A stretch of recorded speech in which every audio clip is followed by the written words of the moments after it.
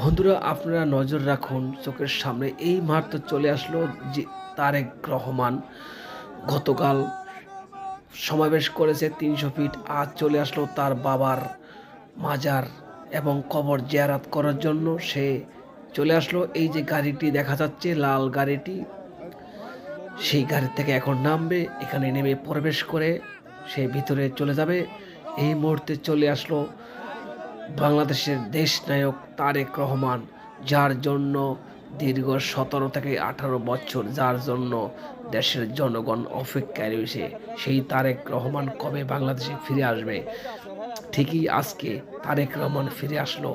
শেখ হাসিনায় একসময় বলছে, আরে বেটা, লন্ডন থেকে চিৎকারে না দিয়ে পারলে সাহস থাকলে দেশে আয়। কিন্তু তারেক রহমান ঠিকই দেশে চলে আসলো, কিন্তু শেখ হাসিনা দেশ সারে সে পালিয়ে ইন্ডিয়া চলে গেল।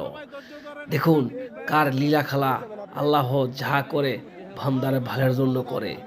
একজন বলছে তুমি দেশে আসো সাহস থাকলে, আরেকজন বলছে দেশে তো ঠিকই চলে আসলো, কিন্তু তারেক রহমান আর দেশে আসলো, শেখ হাসিনা দেশ ছেড়ে পালাইয়া ইন্ডিয়া চলে গেল। ব্যাপারটা কেমন হলো দেখুন, মানুষের কি আমেজ, কি উৎসব, উচ্চভরা জনতা এখানে ভিড় করে গেল। সবার মনে প্রত্যাশা, দাবি একটাই, তারেক রহমান আগামীতে দেশ গড়ে তুলবে। এটা সবার প্রত্যাশা। সুন্দর বাংলাদেশ দেশের জনগণ দেখবে, এটাই সবার মনে আনন্দ, আমেজ।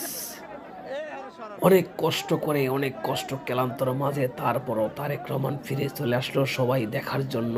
সে ঠিকই চলে আসলো, অনেক সুন্দর লাগছে। দেখুন ধাক্কি মানুষের হট্টগোল, সেনাবাহিনী, র্যাব, আর্মি, বিডিআর সব ধরনের নিরাপত্তা।